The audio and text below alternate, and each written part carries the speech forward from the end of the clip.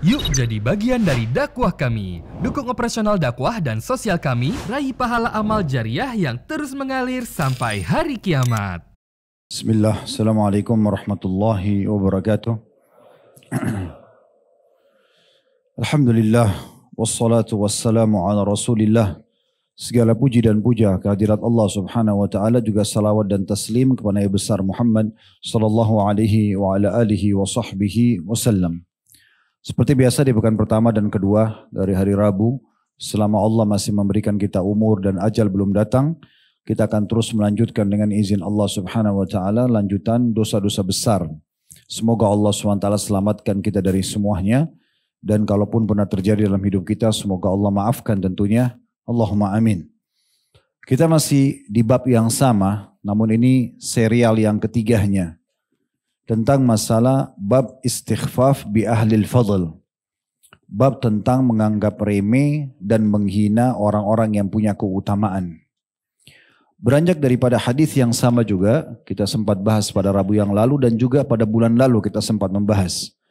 Yaitu hadis Abu Dawud, yang diriwayatkan Abu Dawud dari Abu Musa al-Asy'ari radhiyallahu anhu, bahwasanya Nabi SAW bersabda, "Inna min ijlalillahi ikrama dzis syaibatil muslim wa hamidil Qur'ani ghairil ghali fihi wal jafi anhu wa ikrama dzis sultanil muqsit."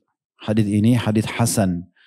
Terjemahannya, sungguhnya termasuk pemuliaan kepada Allah adalah menghormati orang tua yang sudah mempunyai uban yang masih beragama Islam. Ini kita sudah bahas pada bulan lalu tentang kedudukan orang yang sudah tua dalam Islam dan beruban. Bagaimana ubannya itu akan menjadi cahaya pada hari kiamat, akan dihitung pahala setiap satu helai rambutnya, dan uban ini berwarna putih atau diubah warnanya tetap akan sama dapat keutamaan. Karena mengubah uban dengan warna yang lain selain hitam dibolehkan. Ya, karena sudah kita sebutkan banyak riwayat pada masa itu atau pada waktu itu bagaimana Nabi SAW memerintahkan agar Abi Quhafah, ayahnya Abu Bakar radhiyallahu anhum ajma'in, pada saat akan masuk Islam di pembebasan kota Mekah, semua rambutnya, alisnya, jenggotnya, semua sudah putih. Maka Nabi SAW setelah orang ini masuk Islam mengatakan, bawalah dia pulang ke salah satu istrinya agar rambutnya diwarnahi dan hindarilah warna hitam. Dan cukup banyak dalil-dalil yang sudah kita paparkan pada kesempatan ini tentunya. Dan pada Rabu yang lalu kita sudah membahas juga tentang penghinaan terhadap ahli Al-Quran dan ulama. Kalau masih ingat ya. Allahu a'lam. Baik. Dan yang sekarang adalah kita akan bahas tentang masalah memuliakan pemimpin yang adil. Sebenarnya membahas tentang masalah kepemimpinan ini sudah ada beberapa tema pernah kita bahas ya. Pernah kita membahas tentang hukum pemimpin yang zalim. Bagaimana nanti mereka akan berat siksaannya di sisi Allah subhanahu wa ta'ala, karena dia harus berhadapan dengan sekian banyak masyarakat yang ada di wilayah kekuasaannya. Dan bagaimana kita sebagai masyarakat dianjurkan untuk bersabar, ya, kalaupun ada ujian-ujian datang darinya. Kemudian bagaimana juga kita sudah membahas orang-orang yang keluar dari ketaatan kepada para pemimpin tanpa udzur syar'i. Sesuatu yang ma'ruf, yang tidak melanggar agama mereka perintahkan, lalu dilanggar. Maka ini termasuk juga bagian daripada dosa besar. Namun sekarang kita akan fokus membahas tentang yang disebutkan dalam hadis ini, termasuk pemuliaan kepada Allah subhanahu wa ta'ala adalah memuliakan pemimpin yang adil.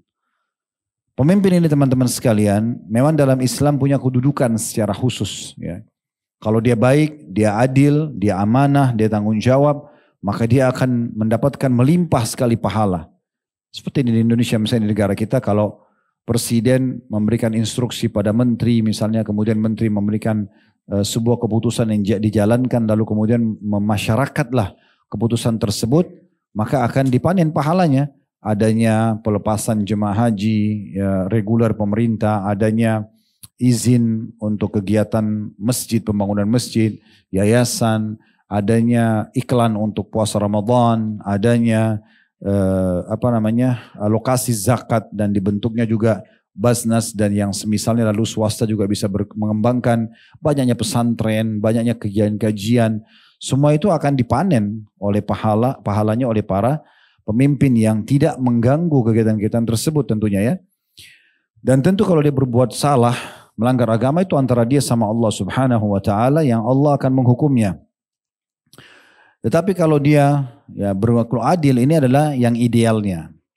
Kita akan sebutkan dan mengingatkan kembali perkataan Ali radhiyallahu anhu di mana beliau mengatakan dalam satu komunitas terutama muslim itu harus ada pemimpin.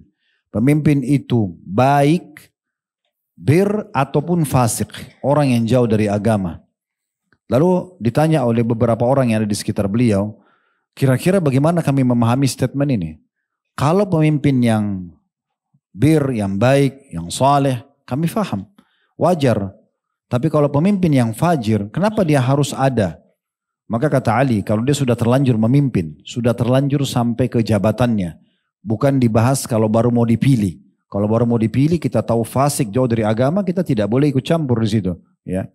Tetapi khawatir nanti keburukannya akan menjadi-jadi. Tapi kalau dia sudah jadi pemimpin berbeda. Kata Ali, kalau sudah jadi pemimpin, maka wilayah yang ada pemimpin tersebut walaupun dia fajir, tetap akan memudahkan seorang muslim untuk bisa beribadah kepada Allah. Kayak sholat misalnya, puasa misalnya, zakat misalnya, atau apalah, hafal Quran dan seterusnya. Kemudian perekonomian akan bergerak. Kemudian keamanan negara akan terjaga. Juga akan dihadapi musuh-musuh yang akan mengganggu pemerintahan atau negara tersebut. Ini statement yang disampaikan oleh Ali radhiyallahu anhu. Sekali lagi kalau pemimpin tersebut sudah menjadi pemimpin, ya, sudah berbeda hukumnya kalau dia jadi pemimpin dengan sebelum jadi pemimpin. Beranjak daripada itu, kami ingin sampaikan dulu beberapa keutamaan kalau ada pemimpin yang adil, yang baik, amanah. Dia betul-betul menjadikan jabatannya itu sebagai peluang untuk mendapatkan pahala maksimal di sisi Allah Subhanahu wa taala, juga tentunya dengan memberikan hak masyarakat, ya, bahkan mendahulukan mereka daripada diri mereka sendiri. Yang pertama tidak asing tentunya, kita sudah tahu mereka akan menjadi orang yang paling dicintai oleh Allah Subhanahu wa taala. Sebagaimana disebutkan dalam hadis riwayat Tirmidzi. Dan sebenarnya kalau predikat ini saja melekat pada pemimpin yang adil, itu sudah cukup. Allah Subhanahu wa taala termasuk paling mencintai seorang pemimpin yang muqsit atau yang adil. Disebutkan dalam hadis riwayat Tirmidzi dari hadis Abu Sa'id Al-Khudri radhiyallahu anhu, beliau mengatakan bahwasanya Rasulullah SAW bersabda, "Inna ahabban nasi ila Allah azza wa jalla yaumal qiyamati wa aqrabuhum minhu majlisan imamun adil." Ketahuilah, kata Nabi SAW, adalah orang yang paling atau manusia yang paling Allah cintai di hari kiamat nanti dan paling dekat dengan Allah Subhanahu wa taala adalah pemimpin yang adil. Wa inna abghadan nasi ila Allah yaumal qiyamati wa ashaddahu azaban imamun jair. Dan sebaliknya, seburuk-buruk manusia di sisi Allah Subhanahu wa taala dan paling berat siksanya adalah pemimpin yang berkhianat atau zalim. Jadi hadis ini sudah menggabungkan keduanya. Pemimpin itu adil, baik, menjalankan tugasnya dengan baik. Dia justru menunggangi amanah jabatan itu justru untuk menyebarkan keadilan, memberikan hak orang lain, mengangkat kezaliman. Ya. Kita tahu statement tidak asing dari Abu Bakar radhiyallahu anhu pada saat beliau pertama dipilih jadi khalifah, lalu beliau naik di atas mimbar. Di antara statement beliau adalah, kalau saya telah berbuat kebaikan, maka dukunglah saya. Tapi kalau saya buat kezaliman, ingatkanlah saya. Berhentikan dari kezaliman tersebut. Diingatkan. Maka seperti itulah statement yang disampaikan. Jadi hadis ini sudah mewakili sebenarnya bahasan kalau orang itu adil, betul-betul menjalankan tugas amanah dengan baik, maka dia menjadi orang yang paling Allah cintai dan tentu orang yang paling dekat dengan Allah di hari kiamat. Tentu itu maknanya juga berarti orang yang sangat tinggi derajatnya. Bisa maju-maju rapat-rapat ini, masih banyak yang belum dapat tempat. Masih ada yang kosong depan rapat dulu. Maju-maju. Kalau bisa duduknya jangan duduk saf sholat ya. Merapat-rapat dulu. Apa perlu saya pakai bahasa Arab ini? Hah? Kayaknya masih ada yang tidak mau berdiri gitu ya. Itu jadi ikhwah kita bisa masuk. Tolong akhwatnya juga di belakang ya. Masya Allah, makin lama makin banyak orang taubatun nasuha. Bagus banget, apalagi generasi muslim ini Masya Allah yang muda-muda datang, bagus. Baik, kita kembali lagi kepada hadis ini ya.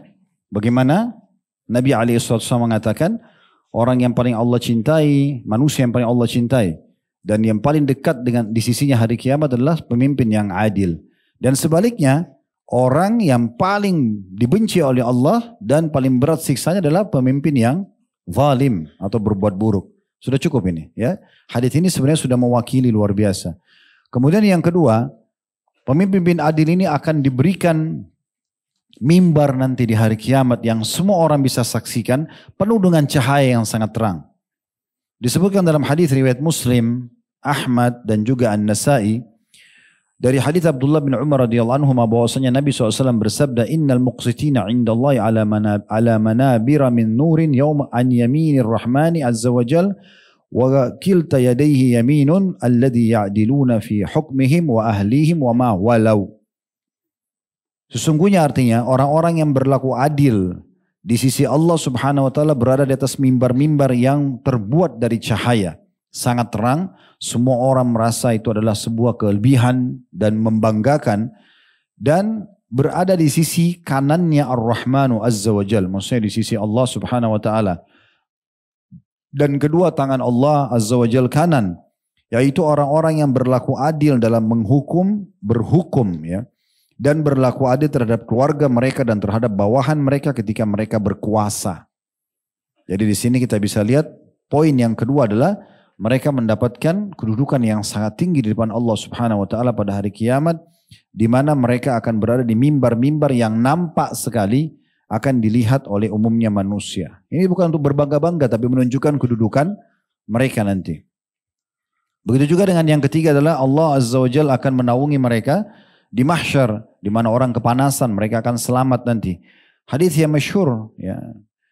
Hadis yang diriwayatkan oleh Bukhari tentang sab'atun yudhilluhumullah fi dhilli yawma la dhilla illa dhillu. Ya, dari hadis Abu Hurairah radhiyallahu anhu bahwasanya Nabi SAW bersabda, sab'atun yudhilluhumullah fi dhilli yawma la dhilla illa dhillu. Ada 7 golongan yang pasti Allah naungi di hari kiamat di mahsyar pada saat orang keringatan dan kepanasan dengan matahari, yang tidak ada naungan kecuali naungan Allah. Yang pertama adalah al-imamul adil, pemimpin yang adil. Ini yang paling pertama dilindungi oleh Allah Subhanahu wa taala.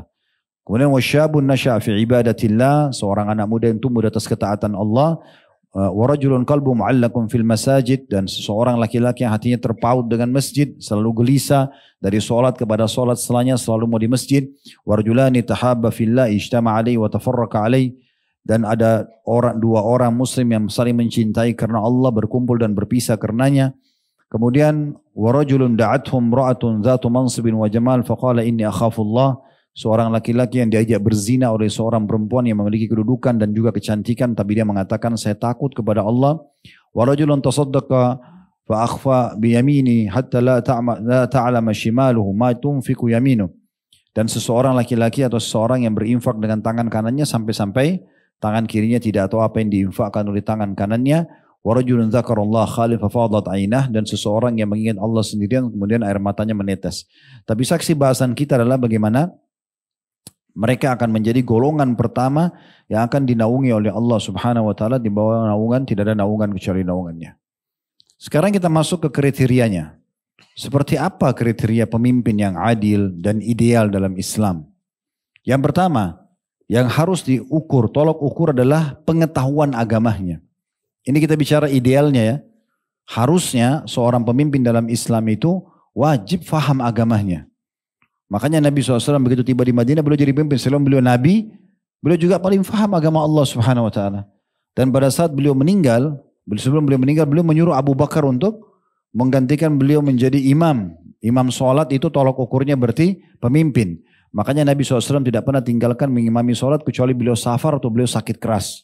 Tapi kalau tidak, beliau selalu memimpin. Dan tidak mungkin jadi imam kecuali orang yang faham. Ya, dan imam itu syaratnya harus orang yang paling banyak hafalannya. Kemudian juga kalau sama hafalannya 2 orang, maka dilihat siapa yang paling faham sunnah. Kalau sama juga, maka dilihat siapa yang lebih dulu hijrah. Kalau sama juga baru dilihat siapa yang lebih tua. Ya, sebagian orang langsung mengambil yang lebih tua duluan. Padahal sebenarnya keliru, ya. Harusnya hafalan Qur'annya dulu, baru pemahaman sunnahnya, baru hijrahnya, baru yang paling tua, ya. Seperti itulah gambarannya. Dan kita tahu Abu Bakar yang jadi pemimpin, dan semua sahabat sepakat memberikan gambaran kalau Abu Bakar adalah orang yang terbaik. Dan mereka semua sepakat untuk menerima kepemimpinan tersebut. Waktu Abu Bakar mau meninggal, jelas beliau menunjuk Umar bin Khattab, menyuruh Utsman bin Affan, sekretaris beliau untuk menulis.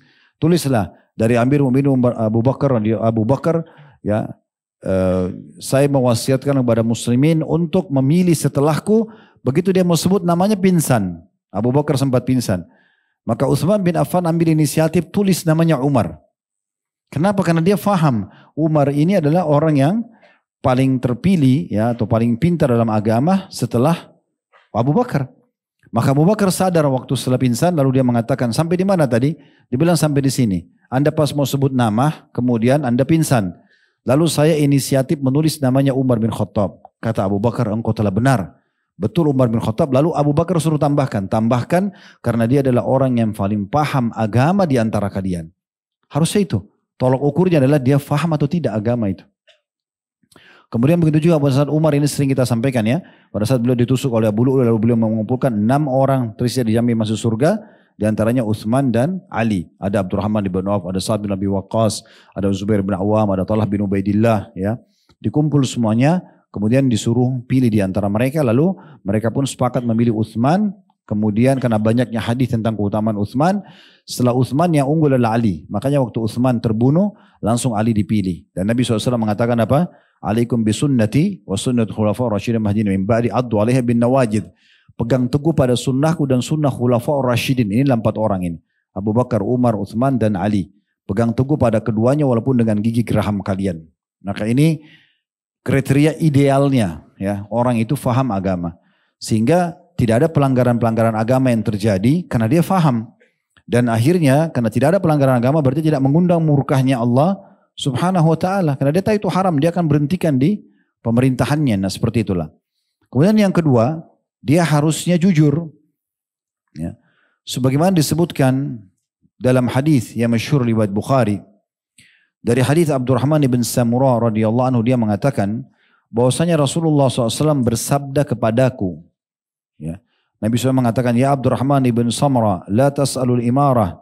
Wahai Abdurrahman bin Samurah, jangan pernah kau minta jabatan. Fa innaka in a'taitaha an mas'ala ukilta ilaiha. Kalau seandainya kau diberi jabatan dengan tanpa meminta, maka kau akan ditolong. Wa in u'titaha min ghairi mas'ala u'inta. Maaf. Kalau kau diberikan jabatan karena minta, maka kamu akan sulit untuk menjalankannya. Tetapi kalau kau diberikan tanpa kamu minta, maka kau akan ditolong oleh Allah untuk menjalankannya. Kemudian dikatakan, dan jika kamu bersumpah, wa idza halafta ala yamin, kalau kau bersumpah dengan nama Allah, misalnya mengatakan demi Allah, fara'aita ghairaha khairan minha, dan kau lihat sesuatu lebih baik daripada apa yang telah kamu sumpah itu, fakaffir an yaminika wa atil ladhi huwa khair. Bayarlah dendahnya sumpahmu itu, kemudian datangi sesuatu yang lebih baik. Misalnya orang mengatakan, demi Allah saya tidak akan pindah ke kota itu, atau saya tidak akan menikah sama orang ini misalnya. Ternyata dia melihat setelah itu banyak kebaikan-kebaikan. Dia nggak usah terkurung dengan sumpah dia. Dia bayar saja kafarahnya. Ya, memberi makan orang miskin 10 orang ya. Misalnya dia berikan makan itu termasuk atau dia puasa 3 hari. Maka setelah itu dia boleh memilih yang lebih baik. Tapi saksi bahasan kita adalah bagaimana orang kalau meminta. Tentu di sini yang dimaksudkan adalah bagaimana dia tidak meminta jabatan tersebut. Berarti di sini kalau orang tidak minta dan dia diminta oleh masyarakat itu tanda-tanda kejujurannya kata ulama. Biasanya karena kejujuran maka dia diminta karena kelebihan yang dia miliki. Dan juga kita tahu hadis Nabi SAW yang masyhur ya. Alaikum bisidqi fa inna sidqa yahdi ilal bir. Kalian harus selalu jujur karena jujur akan membawa pada kebaikan. Wa inna bir yahdi ilal jannah. Dan kebaikan akan membawa kepada surga. Ya, kita disuruh selalu jujur. Begitulah prinsip dasar seorang muslim. Kalau manusia itu tidak jujur, kira-kira apa yang akan dipegang? Kalau dia tidak jujur ya, dalam penyampaian, dalam janji-janjinya, maka apa yang bisa dipegangi? Yang ketiga adalah harusnya dia amanah. Dan kalau dia justru khianat, ini sungguh berat hukumannya di hari kiamat. Sebagaimana hadis Bukhari disebutkan oleh Nabi SAW, "Man min 'abdin yastar'ihi Allahu ra'iyya", tidak ada seorang hamba yang Allah jadikan dia pemimpin di satu komunitas, yamutu yauma yamut, kemudian dia meninggal pada saat dia datang ajalnya, wa huwa ghashun li ra'iyati, dan dia mengkhianati masyarakatnya, illa harramallahu alaihil jannah, kecuali Allah akan haramkan baginya neraka. Maaf, Allah akan haramkan baginya surga. Ya, Allah akan haramkan baginya surga. Artinya dia tidak akan masuk ke dalam surga. Yang keempat, dia mencintai masyarakatnya. Ya, kalau ada yang benar dia dukung, kalau ada yang salah dia luruskan, bukan dengan kebencian, tapi malah mencintai dan mendoakan kebaikan buat mereka. Itu disebutkan dalam hadis yang sahih riwayat Imam Muslim. Kata Nabi SAW, khiyar a'immatikum alladhina tuhibbuna wa yuhibbunakum. Pemimpin kalian yang paling baik adalah yang kalian mencintai mereka dan mereka mencintai kalian. Wa yusalluna alaikum wa tusalluna alaihim. Mereka mendoakan kalian, kalian pun mendoakan mereka kebaikan. Wa syiraru a'immatikum alladhi tubghidunahum wa yubghidunakum. Dan pemimpin yang paling buruk dan terkadang adalah pemimpin yang membenci kalian, kalian pun membencinya. Wa tal'anunahum wa yal'anunakum. Dan kalian melaknat mereka, mereka pun melaknat kalian. Nah, ini sudah disebutkan kriteria dari hadis Nabi alaihi salatu wassalam seperti apa dia, ya, kalau kita anggap pemimpin yang baik. Ini secara umum tentunya ya, tentang masalah kriteria itu sendiri. Baik teman-teman sekalian, kita sekarang masuk ke masalah poin juga tidak kalah penting. Kalaupun sudah ada pemimpin, saya mengingatkan kembali. Tadi itu kan keutamaan pemimpin yang adil, kemudian kriterianya seperti apa digambarkan dalam Islam. Tidak banyak, yang penting dia sudah masuk dalam kriteria global. Kalau kita mau tambah kriteria cukup banyak ulama tambahkan ya. Tidak cacat skala fisik dan akalnya gitu kan. Kemudian di komunitas muslim dia adalah seorang muslim. Ini juga masuk dalam beberapa kriteria yang disebutkan oleh para ulama ya. Baik, kalau ada pemimpin yang dia misal, ya, tadi kan kalau yang adil kita harusnya menghormati mereka, memuliakan mereka. Karena memang memuliakan para pemimpin yang adil ini bagian daripada syariat. Dan juga menghina mereka adalah bagian daripada pelanggaran syariat. Kita lihat misalnya hadis Nabi SAW, hadis yang masyhur riwayat Tirmidzi dari hadis Abi Bakar radhiyallahu anhu, beliau mengatakan, kata Nabi SAW, man akrama sultanallahi fid dunya akramahullahu yaumal qiyamah. Barang siapa yang memuliakan pemimpin yang telah Allah pilih di dunia, bagaimanapun caranya dia, yang jelas Allah sudah tetapkan jadi pemimpin. Kalau dia zalim, berarti Allah akan menguji dia dengan pemimpin tersebut dan akan menjadi berat buat dia hari kiamat. Tapi kalau dia benar caranya, maka juga Allah telah memilih dia. Kata Nabi SAW, Allah akan muliakan dia di hari kiamat. Siapa yang memuliakan pemimpin yang ada di lokasi dia. Wa man ahana sultanallahi fid dunya ahanahullahu yaumal qiyamah. Dan siapa yang menghina-hina pemimpin Allah di muka bumi, maka Allah juga akan menghinanya di hari kiamat nanti. Cukup banyak penjelasan ulama berhubungan dengan masalah hadis ini tentunya. Ya. Di antaranya ada yang menghubungkannya dengan firman Allah Subhanahu wa Ta'ala yang masyhur dalam surah An-Nisa surah nomor 4 ayat 59.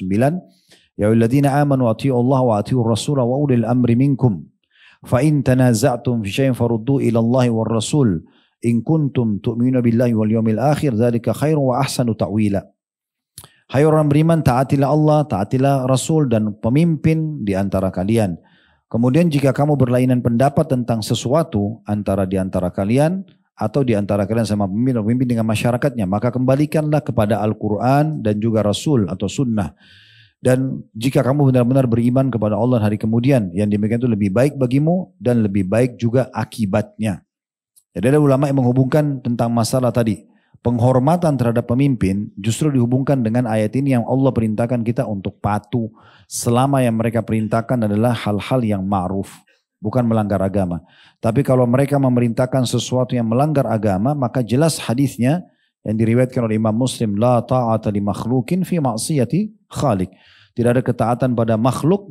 Apakah itu orang tua kita karena kita diwajibkan berbakti, ataupun pemimpin kalau mungkin istri pada suaminya, atau seseorang bawahan di lembaganya, atau masyarakat di komunitas negaranya yang ada pemimpinnya.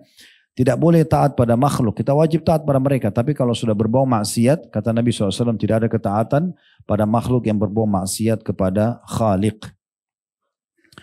Kemudian juga yang perlu diperhatikan adalah tidak bolehnya seseorang tadi yang sudah kita jelaskan tidak boleh menghina-hina. Ada hadis penguat juga masalah itu riwayat Tirmidzi, man ahana sultanallahi fi dunya ahanahullah, atau man ahana ya sultanahu ahanahullah. Siapa yang menghina-hina pemimpinnya, maka Allah juga akan ya menghinanya nanti. Dan cukup dalam hadis riwayat Muslim juga, kalau riba itu ada 73 tingkatan levelnya. Yang paling rendah itu seperti seseorang berzina dengan ibunya sendiri. Itu karena beratnya dosa riba. Tapi yang kita garis bawahi adalah lanjutannya, kata Nabi SAW, dan yang paling beratnya dosa riba. Jadi kalau level 1 yang paling rendah itu adalah setara dengan zina sama ibu, maka level yang tertingginya kalau kita naik ke atas angka kita naikkan ke hitungnya bukan dari 1 ke 73 tapi dari 73 ke atas ya, ke 73 itu anggap yang paling tinggi, maka yang paling tingginya ya dosa levelnya riba adalah setara dengan menghinakan seorang muslim.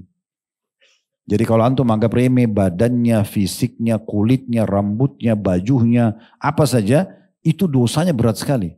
Sama dengan level tertingginya riba. Sementara level terendahnya riba itu sama dengan level tertingginya zina. Itu luar biasa ya. Karena zina itu babnya ada banyak levelnya. Yang paling berat zina dengan mahram. Ibu sama anak, ayah sama anak, ponakan sama tante, ponakan sama paman, saudara sama saudara. Ini level zina yang paling berat. Baru zina dengan istri mujahid, baru zina sama pasangan tetangga, baru zina secara umum. Nah paling rendah riba sama dengan levelnya zina sama mahram, sama ibu sendiri, berarti level tertinggi di zina. Nah kalau menghina seorang muslim, apakah penampilannya tadi saya bilang kulitnya, paras wajahnya, apalah segala macam, itu levelnya sama dengan level ke-73 dari riba. Itu bagaimana beratnya, gitu kan? Yang paling rendah aja sama dengan menghina, sama dengan zina dengan ibu sendiri, bagaimana dengan level tertingginya? Itu sudah susah digambarkan. Dan sebagian ulama mengatakan hadis bihasbi imri'in min syarrin an yahkira akhahu muslim, sungguh sangat buruk dan cukuplah seseorang itu dinilai sebagai orang yang sangat buruk kapan dia merendahkan saudaranya muslim yang lainnya. Dan ini satu peringatan yang sangat tegas ya. Disebutkan di dalam sebuah riwayat ada kisah dinukil dari Ziyad bin Qusayb al-Adawi. Dia mengatakan, saya langsung terjemahkan saja karena sedikit agak panjang. Saya pernah bersama Abi Bakrah di bawah sebuah mimbar. Sementara mendengarkan pemimpin kami yang bernama Ibnu Amir sedang berkhutbah. Jadi menandakan memang di masa dulu itu pemimpin itu bukan cuma jadi imam masjid, imam di masjid jami' yang besar sehingga dia mengimami kaum muslimin, tapi juga khutbah ya. Dia khutbah. Kemudian orang ini Abu Bilal namanya yang sedang duduk sama Abi Bakrah. Abi Bakrah sahabat Nabi.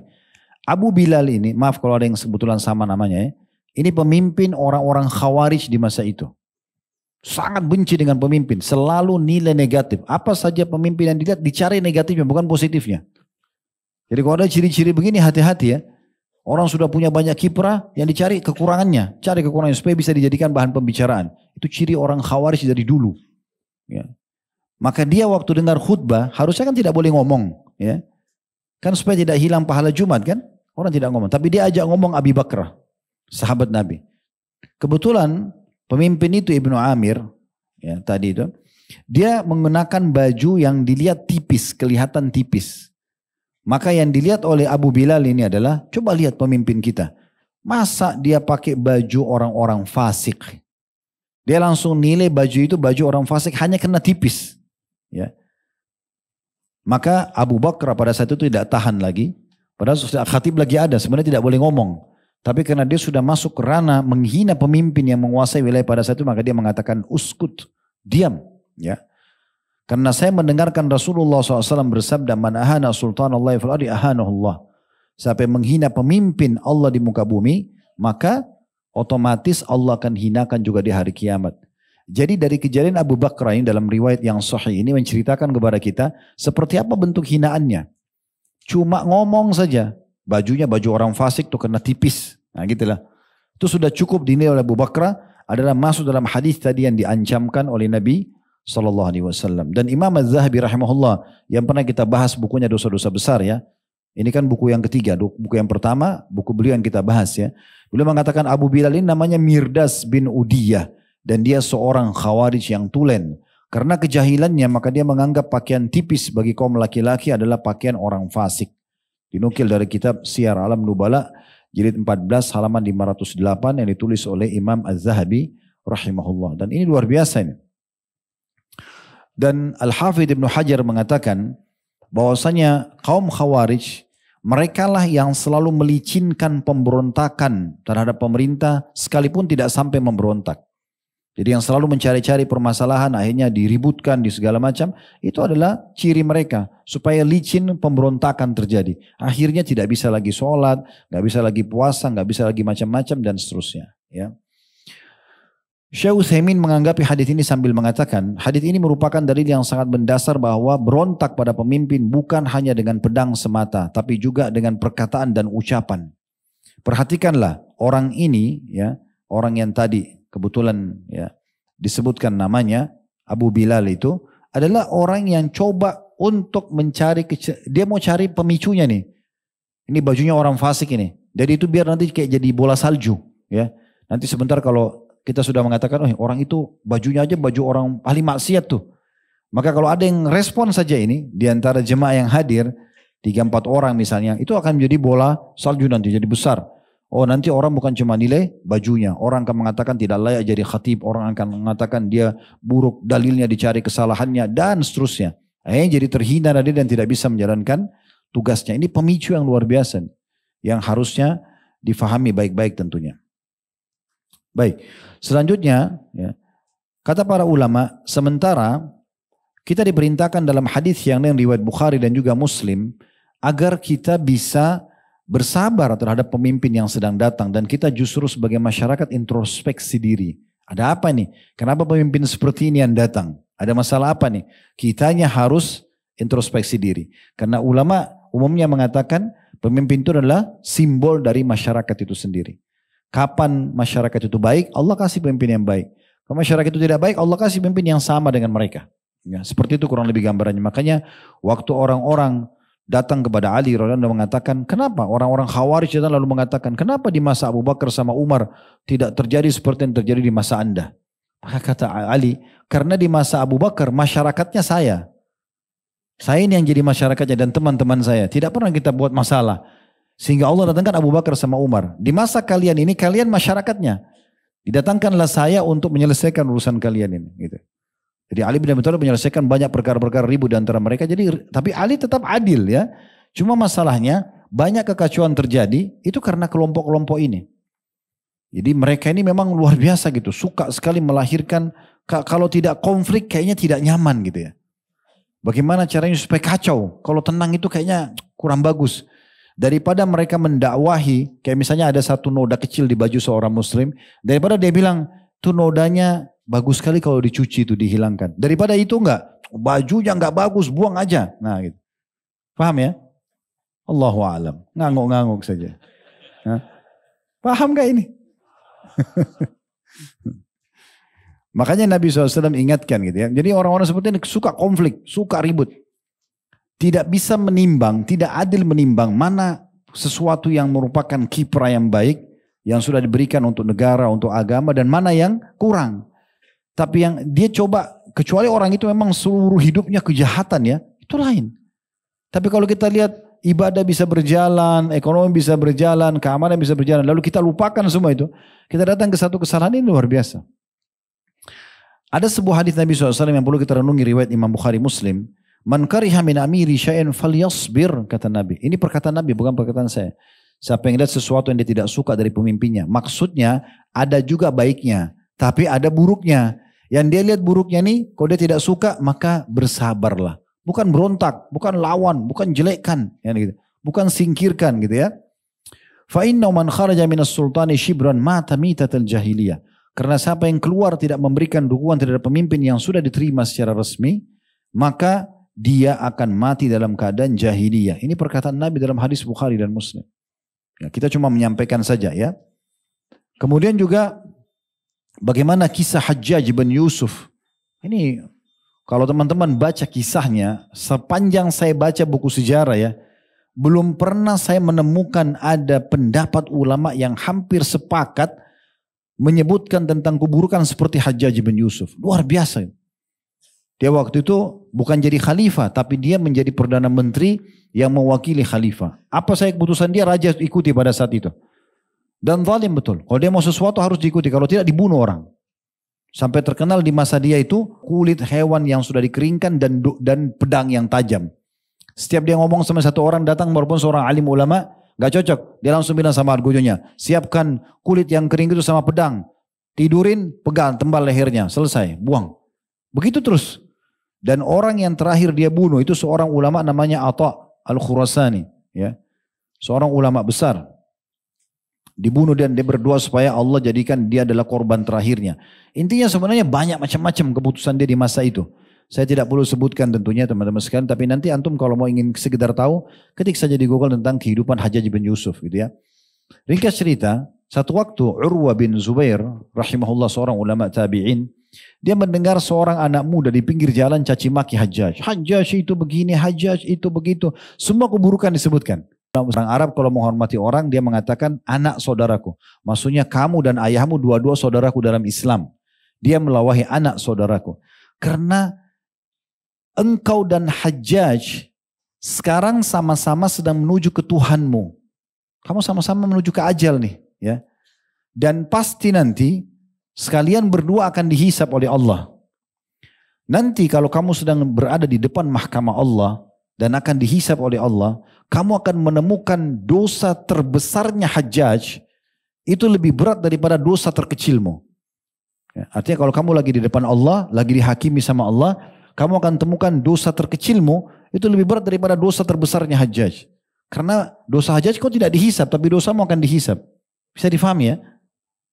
Ini ngangguk-ngangguk, tidak tahu faham kan? Tidak ada suara satu masjid. Faham gak ini? Alhamdulillah. Allah sudah jadi saksi ya, saya sudah sampaikan. Jadi luar biasa dia mengatakan, nanti kalau kau di mahkamah Allah hari kiamat, dosa terkecilmu di depan mahkamah, kau akan lihat lebih besar daripada dosa terbesarnya Hajjaj. Dan ingat, pasti Allah akan memberikan apapun hakmu yang belum kau dapatkan dari Hajjaj. Tapi jangan lupa, Allah juga akan memberikan haknya Hajjaj dari kezalimanmu. Karena kau bicarain dia. Kan gitu. Saya kasih contoh supaya mudah difahami. Teman-teman insya Allah di sini tidak ada. Tapi kalau keluar dari satu tempat, masjid atau sebuah tempat, sendal antum hilang. Dicuri orang. Antum terzalimi. Ya. Di sini hilang sendal betul terzalimi. Tugas antum adalah cari. Kalau nggak ada ya sudah. Ya baca istirja. Innalillahi wa inna ilaihi raji'un. Sendal saya sudah hilang. Sangka baik sama Allah. Allah mau saya ganti sendal baru. Tinggal beli sendal baru selesai. Anggap itu sedekah saja. Gitu kan. Tapi kalau antum bilang ini pencuri memang begini, caci maki segala macam. Antum sebutin nama-nama binatang di kebun binatang. Gitu. Maka dia berdosa dengan curiannya, antum berdosa dengan cacian antum. Hati-hati ya, padahal dia buat salah. Kan begitu. Karena tidak ada hubungannya cacian antum dengan curian dia, nggak ada hubungannya. Antum boleh doakan kecelakaan buat dia, itu kan zalim. Karena doa orang terzalimi diterima sama Allah ya, tidak ada hijab. Tapi kalau antum caci maki dia nggak boleh. Saking bahayanya, tidak bolehnya orang caci maki orang lain. Itu begitu.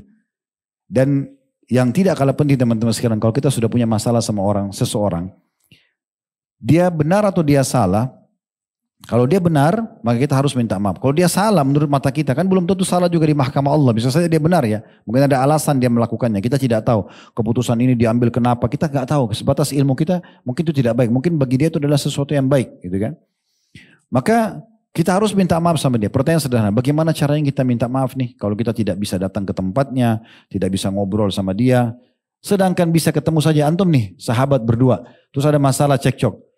Antum kenal dia, tahu rumahnya, tahu nomor teleponnya. Antum minta maaf misalnya. Dia tidak mau maafin. Tetap akan ketemu hari kiamat. Itu orang kenal. Kalau orang tidak kenal bagaimana? Kan gitu. Makanya hati-hati. Maka Urwa mengatakan, ingatlah nanti pasti kamu akan mendapatkan hakmu ya. Dari orang yang mendolimu dan Hajjaj akan mendapatkan haknya dari orang yang mendoliminya. Jadi hati-hati. Mulai sekarang jangan pernah berbicara tentang seseorang yang tidak perlu engkau membahasnya. Tidak perlu engkau membahasnya. Terakhir saya tutup teman-teman sekalian tentang memahami hadis ini. Ini penting sebagai penutup, nanti kita azan langsung iqamah ya. Hadis Abu Daud. Ini penting sekali untuk dibahas karena saya dengar beberapa anak muda muslim jadikan ini sebagai hujah atau alasan ya. Yang berbunyi, kata Nabi SAW, afdalul jihadi kalimatu adlin inda sultanin jair. Sesungguhnya sebaik-baik jihad, kata Nabi SAW, adalah mengatakan kebenaran di depan pemimpin yang durhaka, pemimpin yang jahat. Bagaimana memahami hadis ini? Kita dengarkan perkataan ulama. Al-Khattabi berkata rahimahullah dalam Ma'alimus Sunan, ya. Beliau mengatakan yang dimaksud dengan sultan jair, pemimpin yang durhaka, adalah pemerintah yang zalim, yang jika diingatkan atau dikritik dia akan menangkap si pengkritik dan tidak segan-segan untuk membunuhnya. Oleh karena itu kritikan kepada pemimpin seperti ini ya merupakan satu hal yang sangat berat. Inilah yang membuat dia menjadi sebaik-baik jihad. Lalu Al-Khattabi menambahkan begini. Kemudian dia mengatakan dan yang dimaksud dengan kalimatu haq, perkataan benar yang diucapkan atau kritikan yang benar diucapkan adalah beliau mengatakan dengan menggunakan bahasa yang santun dan baik dan jauh dari terkesan keras dan kasar. Dan pernyataan ini ya sudah jelas bukan seperti difahami oleh sebagian orang yang mengatakan yang penting pemimpin zalim kita harus teriak-teriak dan menyalahkan dia. Dan ini sejalan dengan bagaimana Allah memerintahkan agar Musa alaihissalam dan Harun untuk mendakwahi Fir'aun. Fir'aun mengaku Tuhan, ya, membunuh Bani Israel, memperbudak mereka. Juga berusaha membunuh Nabi Musa alaihissalam, menolak semua mukjizat dari Allah Subhanahu Wa Taala. Masih Allah mengatakan, ya pergilah ke Fir'aun, faqula lahu qawlan layyin la'allahu yatadzakkar aw yakhsha. Katakan hai Musa dan Harun kepada Fir'aun dengan perkataan yang baik dan santun, semoga saja dia bisa lunak. Ya. Kalau masalah nanti bagaimana kalau dia kita biarkan Ustaz mungkin kezalimannya makin merajalela, tidak. Fir'aun aja Allah tenggelamkan. Kan gitu. Apalagi selain Fir'aun itu. Gampang sekali. Allah pelintir satu urat sarafnya udah encok, ya. Atau mati tiba-tiba, banyak stroke, ya. Itu di dunia, di akhirat lebih berat lagi hukumannya. Tadi sudah dikatakan pemimpin zalim akan ya tidak akan mencium bau surga, gitu ya. Jadi tugas kita teman-teman sekalian ikuti Fudail bin Iyad rahimahullah. Beliau mengatakan kalau seandainya saya punya satu doa mustajab, saya akan jadikan untuk pemimpin. Lalu ditanya, kenapa Anda doakan pemimpin? Mungkin dia tidak baik. Dia mengatakan karena kalau saya doakan diri saya, manfaatnya buat diri saya sendiri. Tapi kalau saya doakan pemimpin, manfaatnya akan merata di mana-mana. Kenapa kita tidak yakin dengan doa kita? Daripada kita cuma selalu bilang lenserkan, turunkan, ganti, ya seperti ganti baju saja gampang banget ya. Padahal kalau dia dikasih jadi pemimpin, Allahu alam, dia bisa atau tidak ya. Jadi tiba-tiba tuh di masa-masa politik kadang-kadang luar biasa menjadi ahli politik semua di warung kopi, di pinggir jalan, di sebelah got, semuanya. Ya, semua jadi ahli. Seakan-akan dia yang hebat kalau jadi pemimpin. Padahal tidak ngerti apa-apa. Mungkin dia rusak. Kalau kita tanya, bercerai rumah tangganya, anaknya jadi nakal, kacau semua sekolah juga tidak. Ini bagaimana ceritanya gitu kan? Jadi lebih baik teman-teman jaga lisan kita. Karena paling banyak membuat orang masuk ke neraka adalah bahaya lisannya. Hidup sebentar, bersabar kalau ada ujian, bersyukur kalau ada nikmat. Kata Nabi SAW ini penutupannya juga ya. Hadis Nabi SAW. Kalau kalian lihat sesuatu yang kalian benci dari pemimpin kalian, ya, maka bersabarlah karena waktu itu sangat sebentar. Semua akan menuju kepada Allah SWT, akan minta pertanggungjawabannya. Kan gitu. Kita bersabar, kita akan dapatkan pahalanya. Dia zalim, dia akan dihukum oleh Allah Subhanahu wa ta'ala. Allahu a'lam. Ini bahasanya subhanakallahumma bihamdika asyhadu an la ilaha illa anta astaghfiruka wa atubu ilaik. Wassalamualaikum warahmatullahi wabarakatuh.